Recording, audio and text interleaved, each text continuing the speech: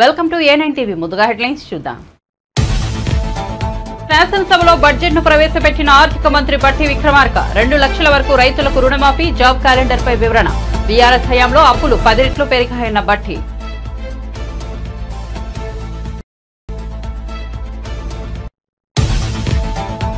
వరుసగా శ్వేతపత్రాలు విడుదల చేస్తున్న సీఎం చంద్రబాబు నేడు శాంతి భద్రతలపై శ్వేతపత్రం విడుదల. శ్వేతపత్రంలోని అంశాలను అసెంబ్లీకి వివరించిన వైనం.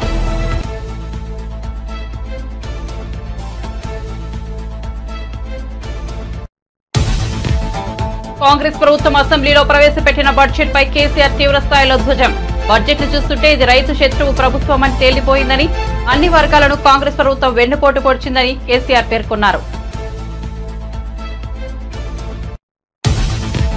ప్రతి జిల్లాలోనూ ఈ వ్యర్థాల రీసైక్లింగ్ యూనిట్లు చేయనున్నట్లు తెలిపిన డిప్యూటీ సీఎం పవన్ కళ్యాణ్, వ్యర్థాలు అధికంగా ఉత్పత్తి చేసే తొలి 3 రాష్ట్రాల్లో ఏపీ లేదని వెల్లడి.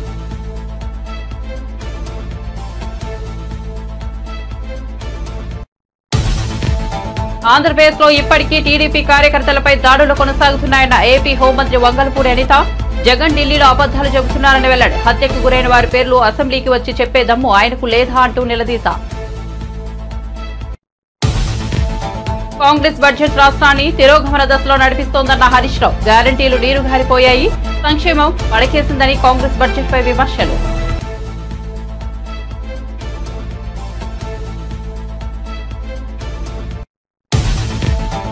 జోగులాంబ గద్వాల జిల్లా జూరాల జలాశయానికి వరద నీరు. వరద ప్రవాహం పెరగడంతో జలాశయం నుంచి 46 గేట్లు ఎత్తివేత, దిగువకు నీటిని విడుదల.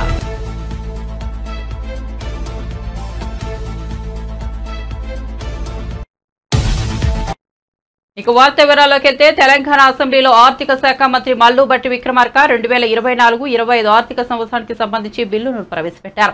మంత్రి తన బడ్జెట్ ప్రసంగంలో ఆరోగ్యశ్రీకి ఇచ్చే మొత్తాన్ని 10 లక్షలకు పెంచినట్లు తెలిపారు. గత ప్రభుత్వం పెద్ద ఎత్తున అప్పులు చేసిందని, రాష్ట్రం ఆర్థికంగా క్లిష్ట పరిస్థితుల్లో ఉందన్నారు. అయినప్పటికీ సంక్షేమం అభివృద్ధి ఆపడం లేదన్నారు. 2 లక్షల రుణం ఉన్న రైతులకు త్వరలో రుణమాఫీ చేస్తామన్నారు. రుణమాఫీపై తప్పుడు ప్రచారం చేస్తున్నారని విమర్శించారు. కాంగ్రెస్ పార్టీ మాట ఇస్తే శిలాశాసనమే అన్నారు. రైతులు పండించే పథకం కింద జూన్ వరకు అందించిన విద్యుత్ గాను డిస్కంలకు ప్రభుత్వం ఇప్పటి వరకు 583.05 కోట్ల రూపాయలు చెల్లించింది. ఈ బడ్జెట్ లో ఈ పథకానికి 2418 కోట్ల రూపాయలు ప్రతిపాదిస్తున్నాం. అభయస్తం 6 హామీలకు సంబంధించి మహిళలను మహాలక్ష్మిగా గౌరవించడం మన సంస్కృతి. మహాలక్ష్మి పథకం కింద తెలంగాణ రాష్ట్రంలోని మహిళలందరికీ టీజీఆర్టీసీ నడిపే బస్సుల్లో ఉచిత ప్రయాణ సౌకర్యం కల్పించాం. ఈ పథకాన్ని ఇప్పటి వరకు 68.60 కోట్ల ప్రయాణాలను మహిళలు ఆర్టీసీ బస్సుల్లో ఉచితంగా చేశారు. పర్యవసానంగా తెలంగాణ మహిళలకు 2351 కోట్ల రూపాయలు ఆదా అయింది.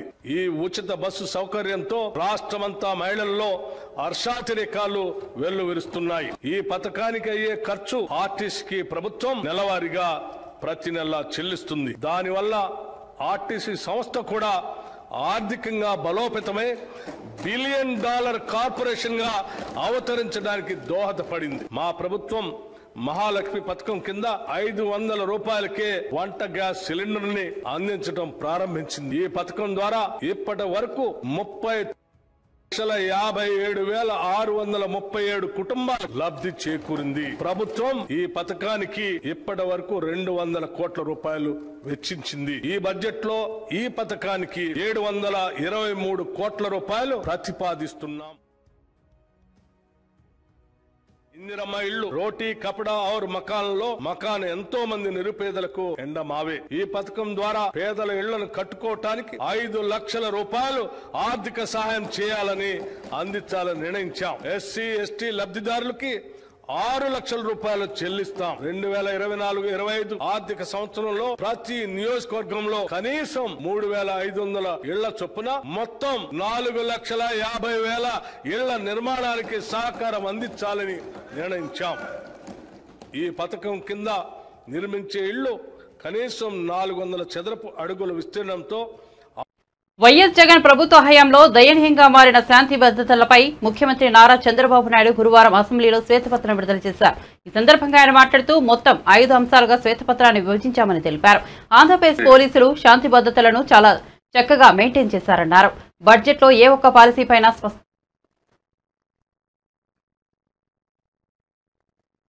రిజర్వ్ అటవీ ప్రాంతంలో అక్రమ సంవత్సరాలుగా మీ జీవితంలో మీరు ప్రవర్తించిన తీరు, మీ నడవడిక, అలాంటి వ్యక్తిపైన కేసులు పెట్టే పరిస్థితికి వచ్చారు.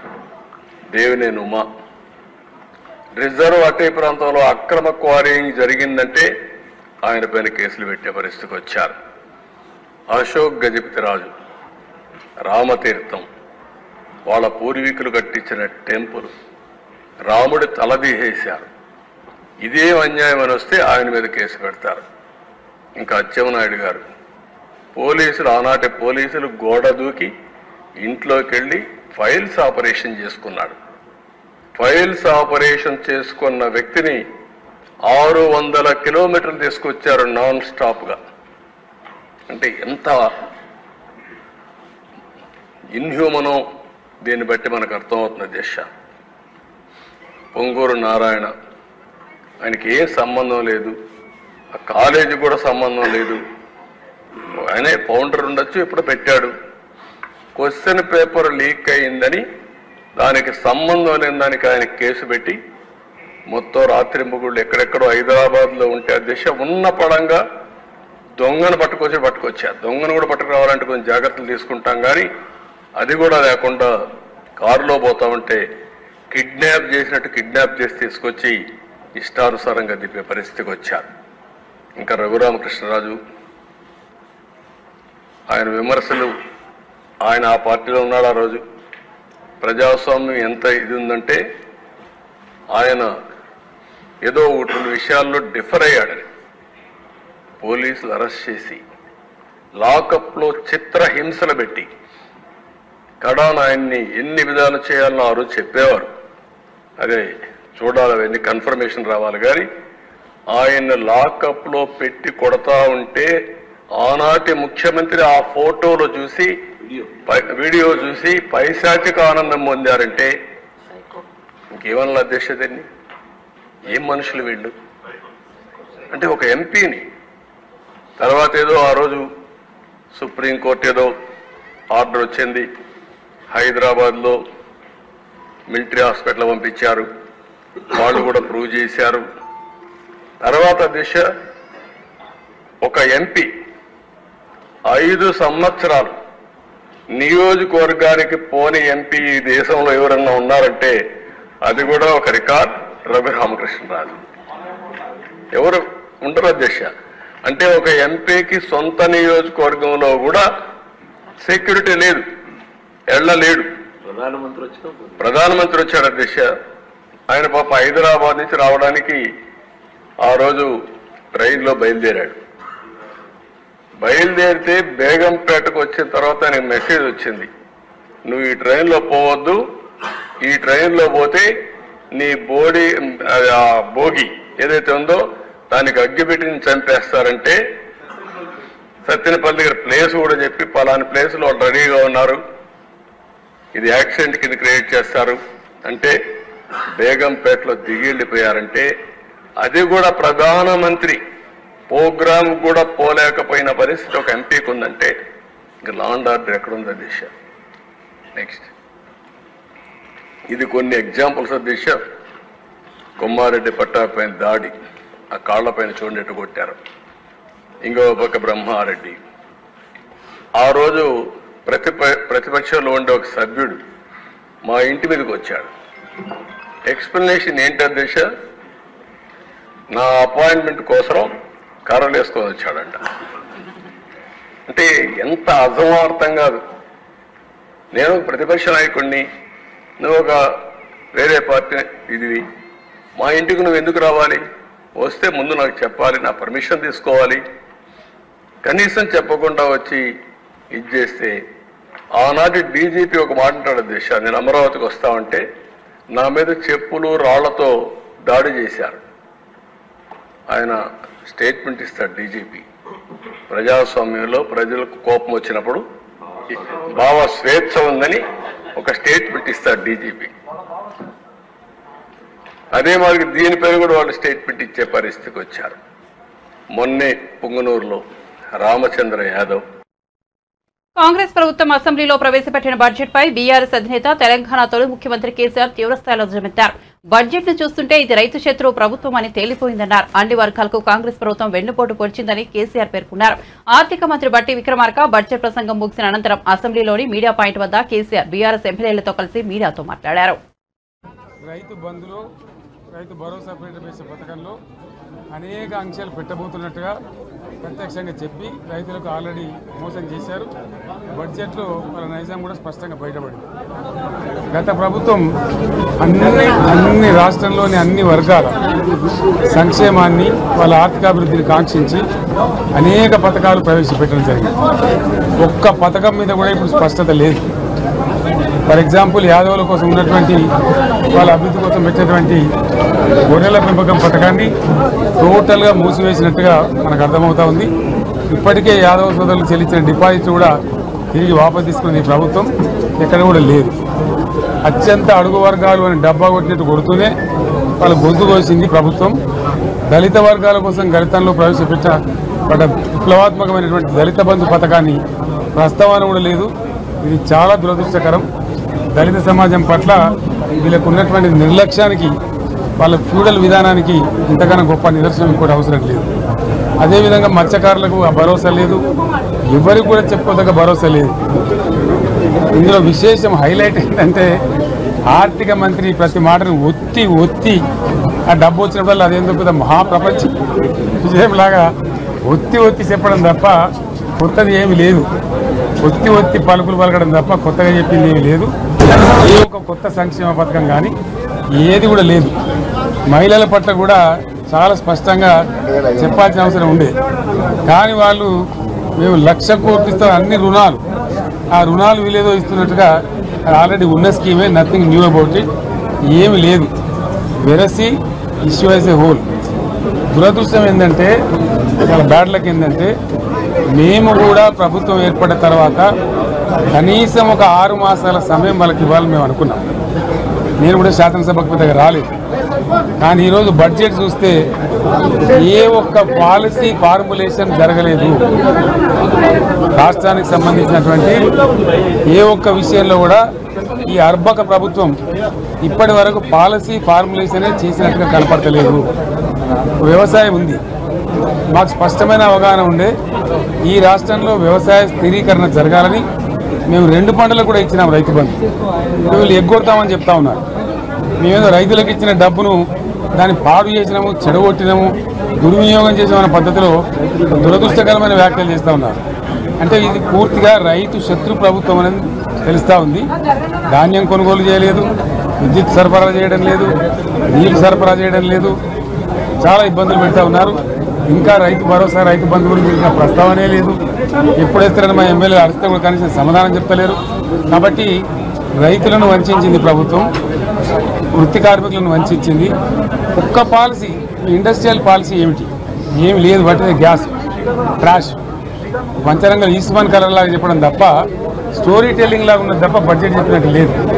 రాష్ట్రంలో వ్యవసాయ పాలసీ ఏమిటి, పారిశ్రామిక పాలసీ ఏమిటి, ఐటీ పాలసీ ఏమిటి, ఇంకా ఇతర అనేక పాలసీలు, పేద వర్గాలకు సంబంధించిన పాలసీ ఏమిటి అనే దాని మీద ఏ ఒక్క దాని మీద కూడా గ్యాసు ట్రాషే తప్ప, చిల్లర మల్లర ప్లాట్ఫామ్ స్పీచ్ లాగా ఉంది తప్ప అది బడ్జెట్ ప్రసంగం లాగా లేదు.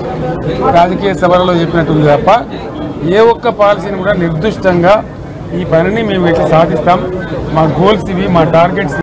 ఆంధ్రప్రదేశ్ లో ఇప్పటికీ టీడీపీ కార్యకర్తలపై దాడులు కొనసాగుతున్నాయని ఏపీ హోంమంత్రి వంగలపూడి అనిత అన్నారు. అసెంబ్లీలో అనిత మాట్లాడుతూ తమ పార్టీ కార్యకర్తలపై దాడులు చేస్తూ రాష్ట్రంలో 36 హత్యలు జరిగాయని, ఢిల్లీలో జగన్ అబద్దాలు చెబుతున్నారన్నారు. హత్యకు గురైన వారి పేర్లు అడిగితే జగన్ చెప్పలేకపోయారని, అసెంబ్లీకి వచ్చి ఆ పేర్లు చెప్పే దమ్ము ఆయనకు లేదా అంటూ నిలదీశారు. మంత్రి నారా లోకేష్ రెడ్ బుక్ గుర్తొస్తే ఆయనకు నిద్ర పట్టడం లేదని ఎద్దేవా చేశారు. తెలుగుదేశం పార్టీ కార్యకర్తల మీద వైఎస్ఆర్సీపీ నాయకులు సోషల్ మీడియాలో దాడి చేస్తున్నారు, వ్యక్తిగతంగా దాడులు చేస్తున్నారు, వాళ్ళ ఆస్తుల మీద దాడులు చేస్తున్నారు.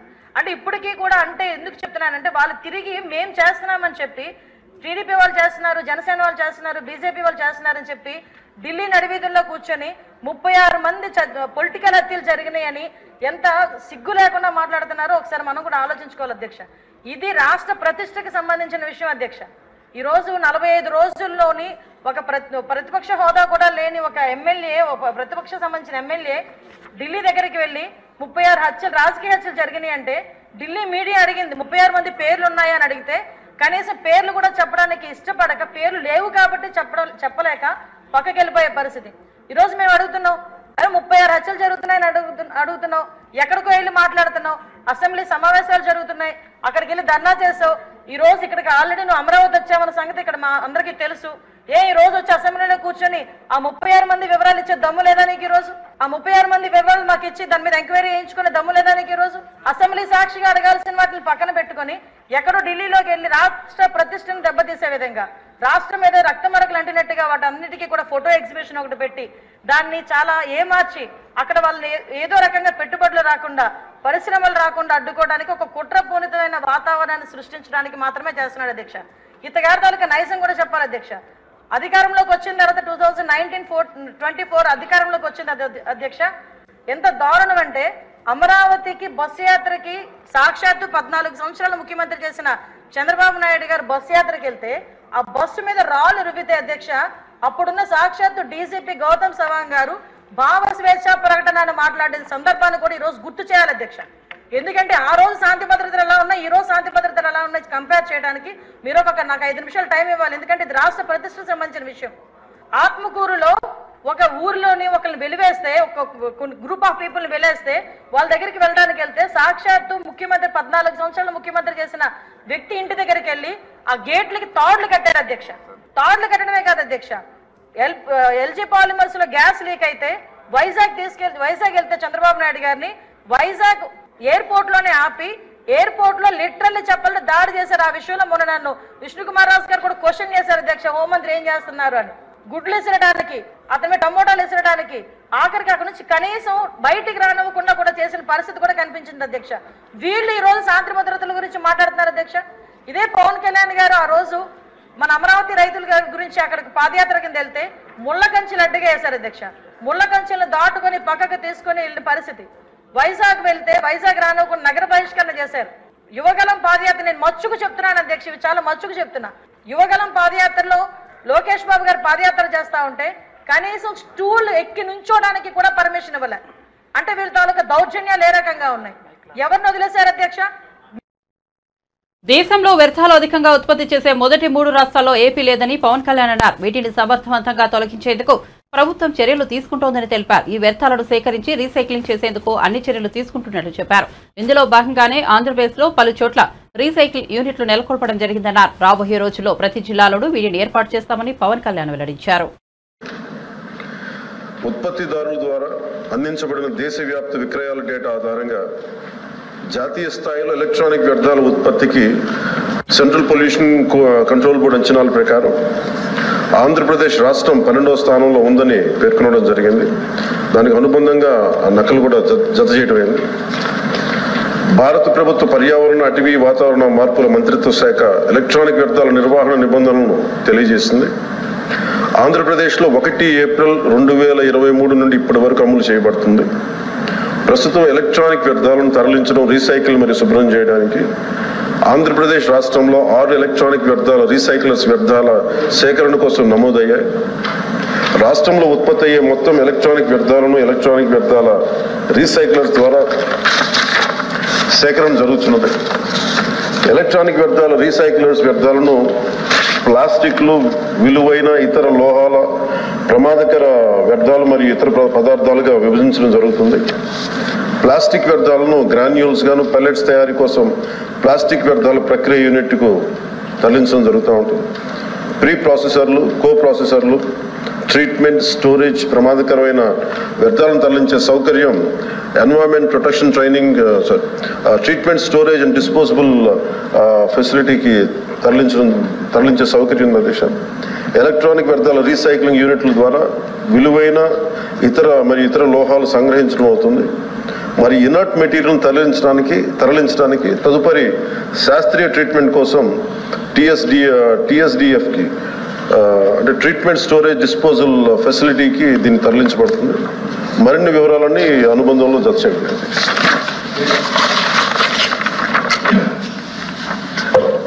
అధ్యక్ష, గౌరవ ఉప ముఖ్యమంత్రి గారు ఈ వేస్ట్కు సంబంధించి సమాధానం చాలా విస్తృతంగా ఇచ్చారు, బాగుంది. అంటే ఆంధ్రప్రదేశ్ ఈ వేస్ట్లో 12వ స్థానంలో ఉందని వారు చెప్పారు అధ్యక్ష. అయితే రోజు రోజుకి మన చుట్టూ మన ఇళ్లలో కూడా ఈ వేస్ట్ పెరిగిపోతున్నమాట వాస్తవం. మీ ద్వారా గౌరవ ఉప ముఖ్యమంత్రి గారిని అడిగేది, ఈ వేస్ట్ సేకరణకి 6 సంస్థలను గుర్తించామని చెప్పారు. కానీ ఈ వేస్ట్ని రీసైక్లింగ్ చేయటానికి యూనిట్ ఏర్పాటు చేసే అవకాశం ఉందా? ఒకవేళ రాష్ట్రం మొత్తం కాకపోయినా రాష్ట్రంలో 1-2 ప్రాంతాలు, విశాఖపట్నం లేదా గుంటూరు, ఇలా 1-2 ప్రాంతాల్లో ఈ వేస్ట్ని రీసైక్లింగ్ చేసే యూనిట్స్ ప్రారంభించే ఆలోచన ఉందా అని మీ ద్వారా ఉప ముఖ్యమంత్రి గారిని అడుగుతారు.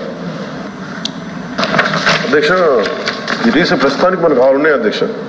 దాదాపు 4 రాయలసీమలను, 1 శ్రీకాకుళం, 1 విశాఖలో ఉన్నాయి, ఇంకొకటి తిరుపతి, అనంతపురంలో 2 ఉన్నాయి, కడపలో 1 ఉంది. ఇవి కాకుండా గౌరవ సభ్యులు అడిగినట్టుగా ఇది ప్రతి జిల్లాకు కూడా అవసరం ఉంది భవిష్యత్తుకి మన పెరుగుతున్న ఈ వేస్ట్కి సంబంధించి. ఖచ్చితంగా దీన్ని మరిన్ని యూనిట్లు వచ్చేలాగే చర్యలు తీసుకుంటాం. కాంగ్రెస్ సర్కార్ ప్రవేశపెట్టిన బడ్జెట్ రాష్ట్రాన్ని తిరోగమన దిశలో నడిపేలా ఉందని మాజీ మంత్రి హరీష్ రావు విమర్శించారు. పరనింద, ఆత్మస్తుతి తప్ప బడ్జెట్ లో ఏమీ లేదన్న ఆయన గ్యారంటీలు నీరు గారిపోయాయి, సంక్షేమం పడికేసిందని ఎద్దేవా చేశారు. మహాలక్ష్మి కింద మహానిరాశ మిగిల్చారన్న హరీష్ రావు నెలకు 2,500 సాయం కోసం 1 కోటి మంది మహిళలు ఆశగా ఎదురుచూస్తున్నారని వ్యాఖ్యానించారు. ఓట్ల ముంగట అంకెల గారిడి గెలిచిన తర్వాత ఓట్ల ముందేమో గ్యారంటీల గారిడి, గెలిచిన తర్వాతనేమో అంకెల గారిడి. ప్రజలను గురిడి కొట్టించేందుకు, భ్రమలు పెట్టేందుకు బట్టి గారు చాలానే ప్రయత్నాలు చేశారు. నిజంగా చెప్పాలంటే మొదటి బడ్జెట్ కదా, ఈ రాష్ట్రానికి ఏమన్నా దశ దిశ ఇస్తారేమో అని ఆశించాం. కానీ ఇది దశ దిశ లేని బడ్జెట్, రాష్ట్రాన్ని తిరోగమన దిశలో నడిపేటువంటి బడ్జెట్. ఏడాదిలో 2 లక్షల ఉద్యోగాలు ఇస్తామన్నారు, 8 నెలలు అయితే అయ్యిపోయింది, 4 నెలలు ఉంది. దాని గురించి ప్రస్తావన లేదు, బడ్జెట్లో కేటాయింపులు లేవు. రాష్ట్రాన్ని అప్పుల కుప్పగా మార్చారని మరి మా మీద బుర్ర జల్లే ప్రయత్నం చేసినారు. మరి మీరేం చేశారు? బడ్జెట్లో చూస్తే 57,000 కోట్ల అప్పులు తెచ్చుకుంటామని, గత ప్రభుత్వం తెచ్చిన దానికంటే దాదాపు 17,000 కోట్ల అప్పులు ఎక్కువ తెచ్చుకుంటామని ఈ ఆర్థిక సంవత్సరంలో ప్రతిపాదించారు. పోయినసారి నేను ఆర్థిక మంత్రిగా ప్రవేశపెట్టిన బడ్జెట్లో 40,000 కోట్లు ఎఫ్ఆర్బిఎం అప్పుల కింద నేను ప్రతిపాదిస్తే గౌరవనీయులు బట్టి గారు 57,000 కోట్లు ప్రతిపాదించాడు. అంటే ఇంకో 17,000 కోట్లు బడ్జెట్ బారోయింగ్స్ లో ఎక్కువ చూపించారు. ఇక ఈ బడ్జెట్ అనేటువంటిది ప్రజలకు ఇచ్చిన హామీలను, మీ మేనిఫెస్టోను ప్రతిబింబించే విధంగా ఉండాలి. కానీ దురదృష్టం ఏంటంటే కాంగ్రెస్ పార్టీ తన మేనిఫెస్టోను మర్చిపోయింది అనిపించింది. ఎందుకు ఈ మాట అంటున్నా నేను? ఇందాకన్నట్టు వారి 6 గ్యారంటీల్లో మొదటి హామీ, వారి మేనిఫెస్టోలో మొదటి హామీ మహిళలందరికీ 2,500 రూపాయలు ప్రతి నెల ఇస్తామన్నారు. ఇప్పటికే 8 నెలలు అయిపోయింది. బహుశా ఈ బడ్జెట్లోనైనా పెడతారేమో. మొదటి హామీ కదా. ఈ రాష్ట్రంలో ఉన్న మరి దాదాపు 1,500,000 అక్కా చెల్లెలు ఎదురు చూస్తా ఉన్నారు. అందులో 18 ఏళ్ళు దాటిన వాళ్ళు పెట్టుకున్న 1 కోటి మంది ఉంటారు. 1 కోటి మంది అక్కా చెల్లెళ్లకు శుభవార్త చెప్తారేమో అని చూస్తే నిరాశ చూపారు. ఇవాళ 8 నెలలు అయింది. 8 నెలలు లెక్క తీసినా దాదాపు వీళ్ళు ఇప్పటికే 20,000 కోట్లకు పైగా బాకీ పడ్డారు పాతది. పోనీ ఈ బడ్జెట్లైనా పెట్టి ఇక ముందుకన్నా ఇస్తారేమో అంటే మహాలక్ష్మి పథకం కింద మహిళలకు మహా నిరాశను ఈ రాష్ట్ర ప్రజలకు, మహిళలకు కాంగ్రెస్ ప్రభుత్వం నిరాశపరిచింది. ఇకపోతే ఆసరా పెన్షన్లు ఎంతో ఆశగా ఎదురు చూస్తున్నారు. రేవంత్ రెడ్డి గారు అయితే రెచ్చిపోయి ఉపన్యాసాలు ఇచ్చాడు. అవ్వా నీ పెన్షన్ ఎంత వస్తుంది? 2,000. ఇగో డిసెంబర్లో ఇందిరమ్మ రాజ్యం రాగానే నీ పింఛన్ 4,000 అవుతుంది. నీ మన్మడు కాళ్ళు ఒత్తుతాడు, డీజిల్కు పైసలు అడుక్కుంటాడు, పెట్రోల్కు పైసలు అడుక్కుంటాడు అన్నాడు. మరి అడవిని 4000 డిసెంబర్లోనే ఇస్తాను నువ్వు. ఇప్పుడు జూలై నెలలో ఉన్నాం, ఇప్పటిదాకా రాలేదు. కాంగ్రెస్ పార్టీ నాయకులు ఎన్నికల సమయంలో ఇంటికి 2 పింఛన్లు ఇస్తాం, అవ్వకిస్తాం, తాతకిస్తాం, నౌకరున్నా ఇస్తాం, కొత్త పెన్షన్లు ఇస్తాం, అర్హులందరికీ ఇస్తాం, 4000 ఇస్తాం అని ఊదరగొట్టింది కదా. 100 రోజుల్లో ఇస్తామని బాండ్ పేపర్ మీద రాసిచ్చింది కదా. ఏమైంది మీ బడ్జెట్లో? ఎందుకు పెట్టలేదు అని నేను అడుగుతా ఉన్నా. అంటే ఇవాళ పేదలకు మేము ప్రాధాన్యత ఇస్తాం, మాది పేదల ప్రభుత్వం అన్నారు కదా. మరి ఇంతకంటే పేదలు ఎవరు? ఆసరా పెన్షన్. ఆంధ్రప్రదేశ్ వ్యాప్తంగా సంచలనం రేకెత్తించిన మదనపల్లి సబ్ కలెక్టర్ కార్యాలయంలో ప్రమాదం కేసుపై రాజంపేట ఎంపీ పెద్దిరెడ్డి మిథున్ రెడ్డి రియాక్ట్ అయ్యారు. ఈ ఘటనకు సంబంధించి పెద్దిరెడ్డి రామచంద్రారెడ్డి కుటుంబంపై టీడీపీ శ్రేణులు ఆరోపణలు చేస్తున్న నేపథ్యంలో పెద్దిరెడ్డి మిథున్ రెడ్డి విలేకరుల సమావేశం నిర్వహించారు.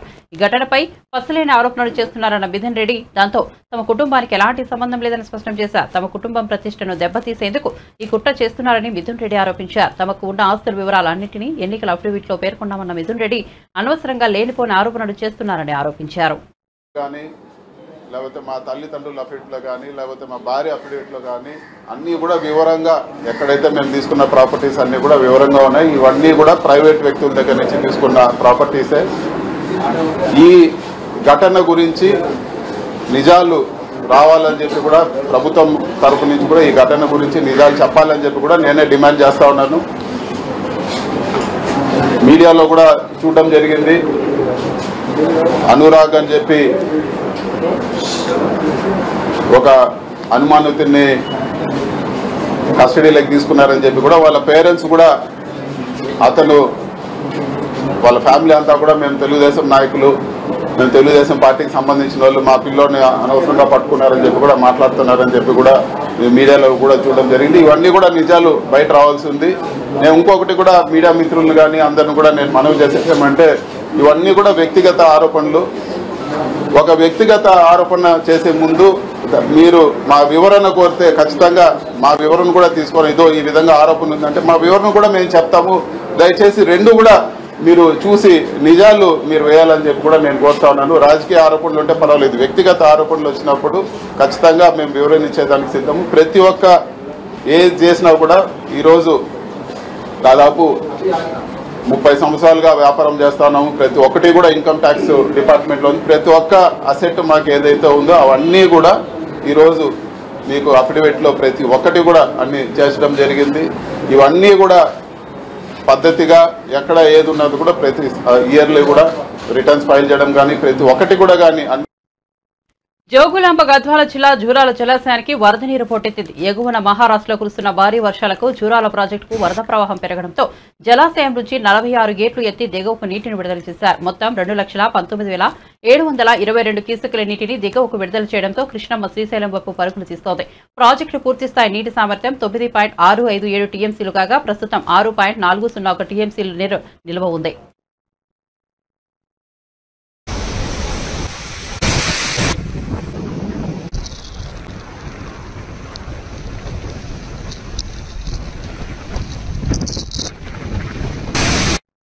బులెటిన్ ముగించే ముందు హెడ్లైన్స్ మరోసారి చూద్దాం.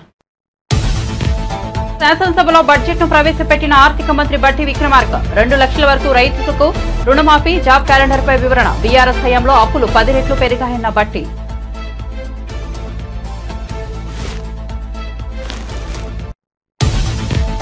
వరుసగా శ్వేతపత్రాలు విడుదల చేస్తున్న సీఎం చంద్రబాబు. శాంతి భద్రతలపై శ్వేతపత్రం విడుదల. శ్వేతపత్రంలోని అంశాలను అసెంబ్లీకి వివరించిన వైన.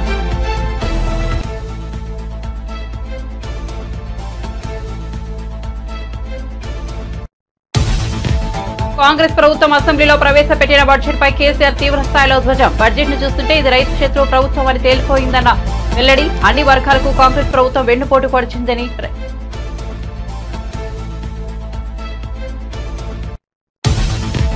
ప్రతి జిల్లాలోనూ ఈ వ్యర్థాల రీసైక్లింగ్ యూనిట్లు చేయనున్న తెలిపిన డిప్యూటీ సీఎం పవన్ కళ్యాణ్. వ్యర్థాలు అధికంగా ఉత్పత్తి చేసే తొలి 3 రాష్ట్రాల్లో ఏపీ లేదని వెల్లడి.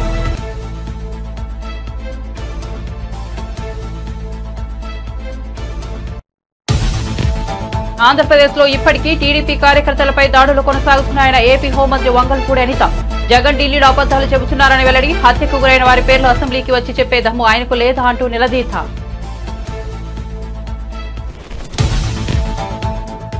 కాంగ్రెస్ బడ్జెట్ రాష్ట్రాన్ని తిరోగమన దిశలో నడిపిస్తోందన్న హరీష్ రావు. గ్యారంటీలు నీరుగారిపోయాయి, సంక్షేమం పడకేసిందని కాంగ్రెస్ బడ్జెట్పై విమర్శలు.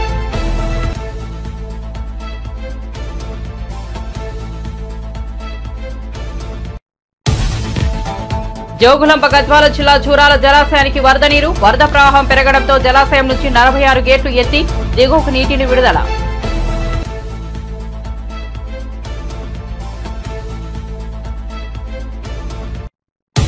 మరిన్ని అప్డేట్స్ కోసం చూస్తూనే ఉండండి A9 TV.